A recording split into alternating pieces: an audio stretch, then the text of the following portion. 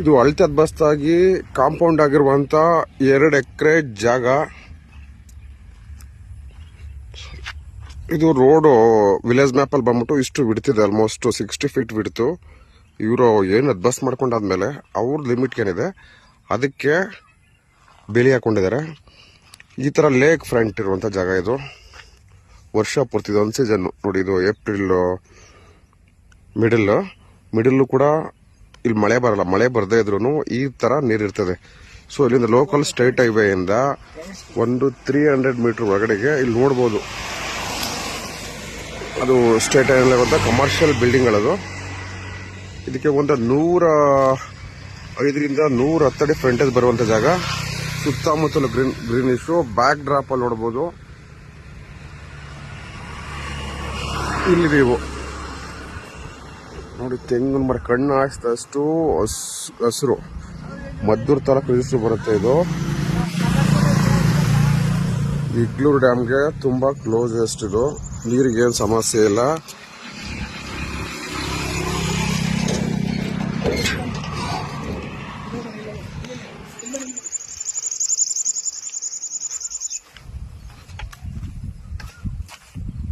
ನೋಡಿ, ಸುತ್ತಲೂ ಹಸಿರು ಇರುವಂತ ವಾತಾವರಣ.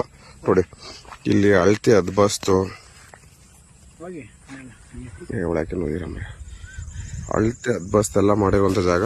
ಹಿಂದೇನೋ ಒಂದು ಗೇಟ್ ಕಾಣಿಸ್ತದೆ. ಐ ಥಿಂಕ್ ಆ ಕಡೆನೋ ಒಂದು ರೋಡ್ ಆಕ್ಸೆಸ್ ಇರ್ಬೋದೇನೋ.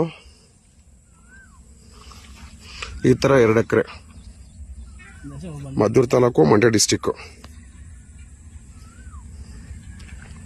ನೋಡಿ ಸುತ್ತಲೂ ಇಲ್ಲಿ ಕಣ್ಣಾಯಿಸ್ತಿರಲ್ಲ, ಬ್ಯಾಕ್ ಸೈಡ್ ನಿಮ್ಗೆ ಕಾಣಿಸ್ತಿರೋದು ಕಬ್ಬಾಳಮ್ಮನ ಬೆಟ್ಟ. ಅದು ನೋಡಿ, ಅನ್ ಸೀಸನ್ ರೈನಿ ಸೀಸನ್ ಅಲ್ವೇ ಅಲ್ಲ ಅಂಥದ್ರಲ್ಲಿ ಇಲ್ಲಿ ಭತ್ತ ಬೆಳೆದಿದ್ದಾರೆ. ಅಂದ್ರೆ ನೀರಾವರಿ ಯಾವ ತರ ಇರ್ಬೋದು ಇಮ್ಯಾಜಿನ್ ಮಾಡ್ಕೊಳ್ಳಿ. ಫ್ರಂಟೇಜ್ 105ರಿಂದ 110 ಅಡಿ ಬರುತ್ತೆ.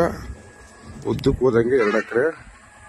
ಬಹುಶಃ ಇಲ್ಲಿ ಹಿಂದೆಗಡೆಗೂ ಇಲ್ಲೊಂದು ನೋಡಿ, ಹಿಂದೆ ಲಾಸ್ಟ್ ಕಾಣಿಸ್ತಿದೆಯಲ್ಲ, ಅದು ಕೂಡ ಒಂದು ಗೇಟ್ ಇರ್ಬೋದು. General category property, legal verification ಆಗಿ ಅಳತೆ ಅದ್ಬಸ್ತು ಎಲ್ಲ ಆಗಿ ರಿಜಿಸ್ಟರ್ ಮಾಡ್ಕೊಂಡಿರೋ ಪ್ರಾಪರ್ಟಿ ಇದು. ಡೈರೆಕ್ಟ್ ರಿಜಿಸ್ಟರ್ ಇದೆ, ಮದ್ದೂರು ತಾಲೂಕು.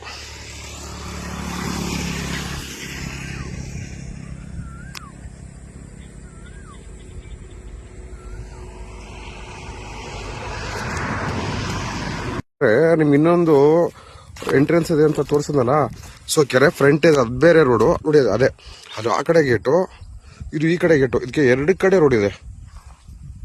ಸೊ ಇದೊಂದು 40 ಅಡಿ, ಇದು ಮೆಟ್ಲಿಂಗ್ ರೋಡ್ ಇದೆ, ಚಾನಲ್ ರೋಡ್ ಇದು. ಇದು ಚಾನಲ್ ರೋಡು. ಇದಕ್ಕೆ 2 ಕಡೆ ಎಂಟ್ರೆನ್ಸ್ ಇದೆ. ಎಲೆಕ್ಟ್ರಿಕ್ ಕನೆಕ್ಷನ್ ತಲೆ ಕೆಡಿಸ್ಕೊಳ್ಳಂಗಿಲ್ಲ. ಇಲ್ಲಿ ನೋಡಿ, ಇಲ್ಲಿ ಪಕ್ಕದಲ್ಲೇ ಒಂದು ಸೋಲಾರ್ ಮೋಟ್ರು ವಾಟರ್ ಡಂಪ್ ಮಾಡ್ತಾ ಇದೆ. ಅಂದ್ರೆ ಈ ಲ್ಯಾಂಡ್ ಅಲ್ಲ, ಪಕ್ಕದ ಲ್ಯಾಂಡ್ ಅಲ್ಲಿ. ನಾನು ಅವಾಗಲೇ ತೋರಿಸಿದ್ದು ಅದು ನಿಮ್ಗೆ. ಅಲ್ಲಿ ವೆಹಿಕಲ್ ಓಡ್ತಿದ್ಯಲ್ಲ, ಆ ಕಡೆ ಲೇಕ್ ಫ್ರಂಟ್ ಗೇಟ್ ಅದು. ಇದು 2 ಎಕರೆ ಜಾಗ. ಇದು 2 ಕಡೆಗೂ ರೋಡ್ ಬರುತ್ತೆ. ವಾಸ್ತು ಪ್ರಕಾರ ಯಾವ ಕಡೆ ಗೇಟ್ ಬೇಕು ಅನ್ನೋರಿಗೆ ಯಾವ ಕಡೆ ಬೇಕಾದ್ರೂ ಇಟ್ಕೊಬಹುದು, ಅಥವಾ 2-3 ಜನ ತಗೊಂಡು ಶೇರ್ ಮಾಡ್ಕೋತೀವಿ ಅಂದ್ರೂ ಮಾಡ್ಕೊಬಹುದು.